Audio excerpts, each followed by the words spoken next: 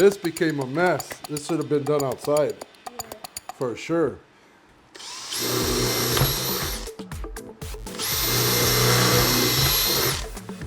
Yeah, we don't this you don't do this one in the house. Yeah. And so today we're going bait fishing, and you're probably wondering why we have 3 buckets, especially the one with a bunch of holes in it. Did you say 3 buckets? Because I didn't hear you. Yeah. So you got 3 buckets, huh? Yeah. So What about the one with the holes? Why do you need one with holes in it? we will demonstrate at the pond. Okay. So you need 3 buckets, huh, to go bait fishing? Yeah. Are you sure, Bubba? You sure you need that? Yeah.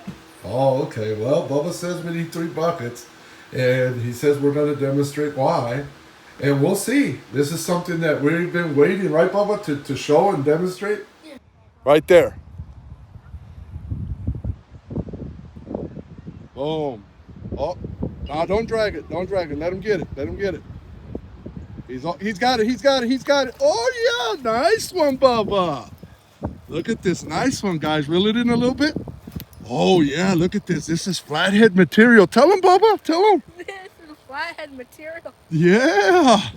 Yes, sir. Look at how pretty this one is. And that's a yellow breast too, Bubba. Yeah. And that's a yellow breast too. Yeah. Beautiful. Great technique. You got something to say real quick, Bubba, before I stop the video? Dreaming of your next hook set. There you go. You guys heard it from the man. Hey, good evening, y'all. Jeff Garcia from Dreaming of Your Next Hook Set with something that nobody really talks about, and I wanted to talk about it and mention it because it's probably either the first most important thing or the second, but it falls in there. We all know that when you're catfishing and you're targeting big channel catfish, and when I say big channel catfish, guys, I'm talking about over 5-8 pounds, okay? And you're targeting flathead, trophy flatheads, and even blues. If you're down in the areas down south where the blues are at, either South Illinois, Kentucky, Tennessee, Virginia, those places, if you're using live bait as your bait, keeping your live bait like you just caught it that minute is key. It's key. It's the most important thing. And then falls in your equipment and all that. But if you can't catch good live bait and keep it really good, and I've gotten so good that I could keep bait 7-8 days, even longer than that. Really frisky, really good, like you just caught it. So you're looking at this bucket and you're saying, what in the world is that? Well, this we call the holy bucket because all the holes in it.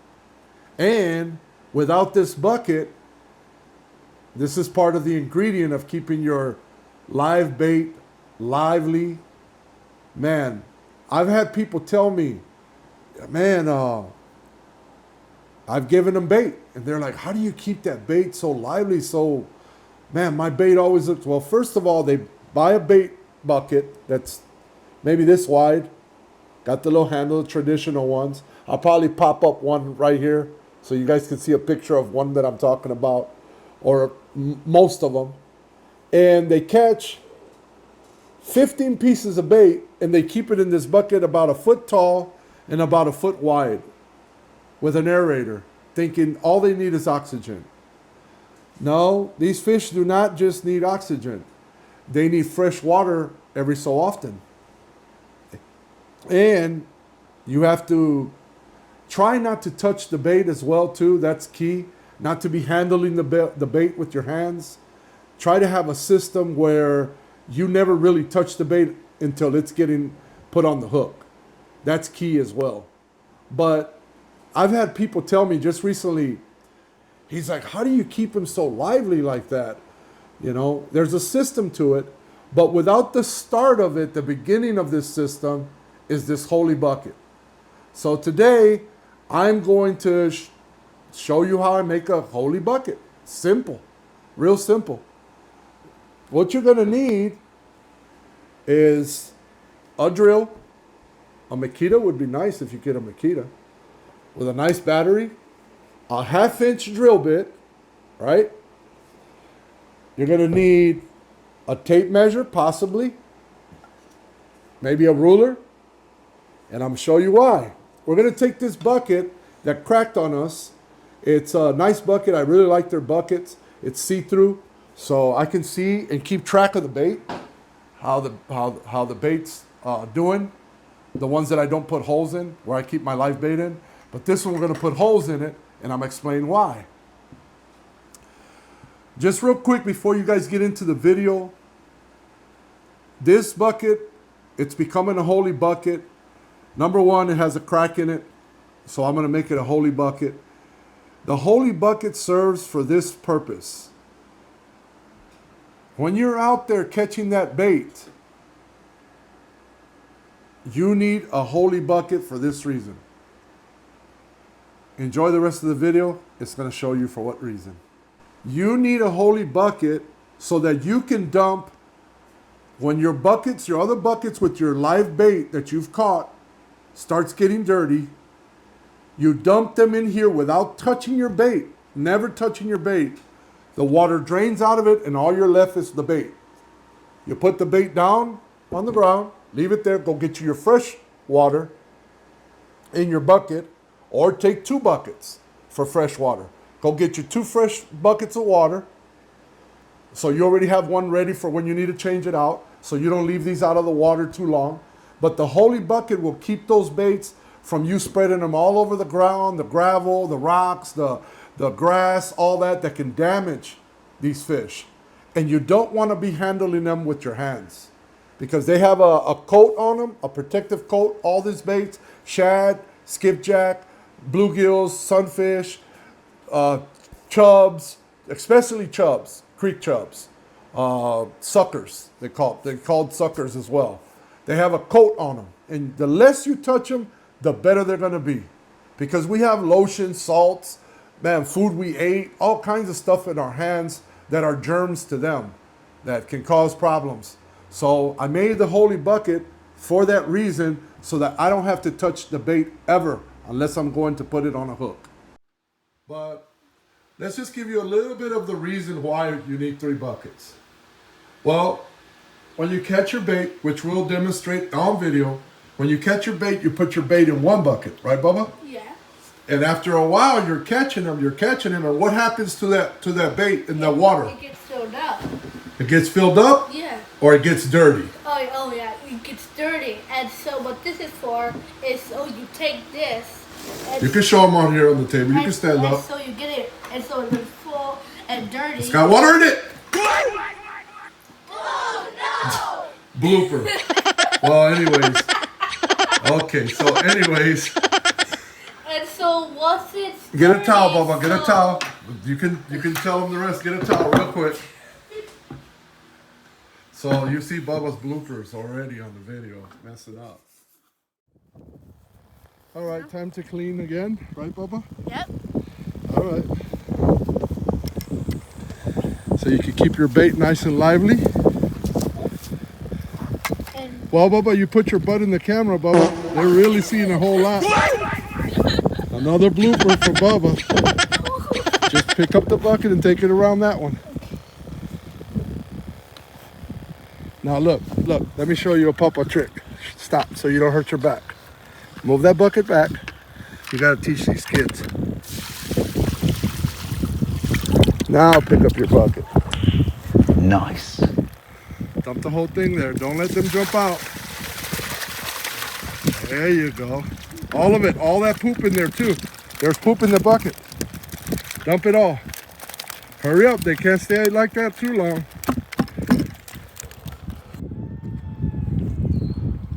Sink it, the whole bucket. There. Okay, give me that water for now. Okay, I'm gonna stay right there. I'm gonna need some more water.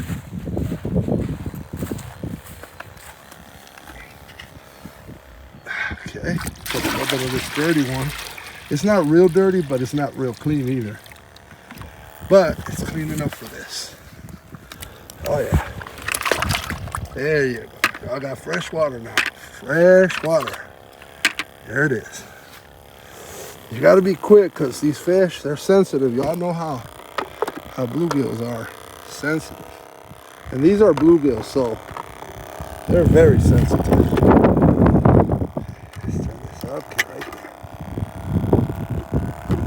Okay. We're going to get some more water, guys. We're going to let you go right now. But yeah, so that's the process. That's the importance of 3 buckets, guys. 3 buckets. You need a holy bucket so that you can dump when your buckets, your other buckets with your live bait that you've caught starts getting dirty. You dump them in here without touching your bait, never touching your bait. The water drains out of it and all you're left is the bait. You put the bait down on the ground, leave it there, go get you your fresh water in your bucket, or take 2 buckets for fresh water. Go get you 2 fresh buckets of water. So you already have one ready for when you need to change it out. So you don't leave these out of the water too long. But the holy bucket will keep those baits from you spreading them all over the ground, the gravel, the rocks, the grass, all that can damage these fish.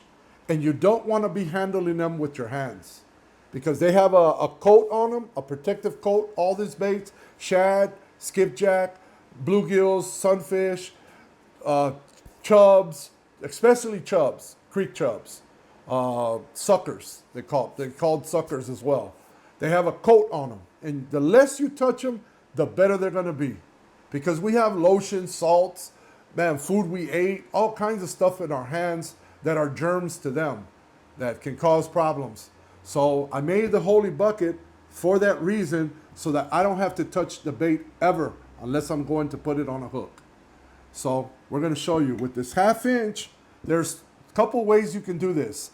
You can go ahead and just guesstimate, just make the holes wherever you want. What I like doing is most buckets have this little ridges right here, these little plastic ridges right here, that it's the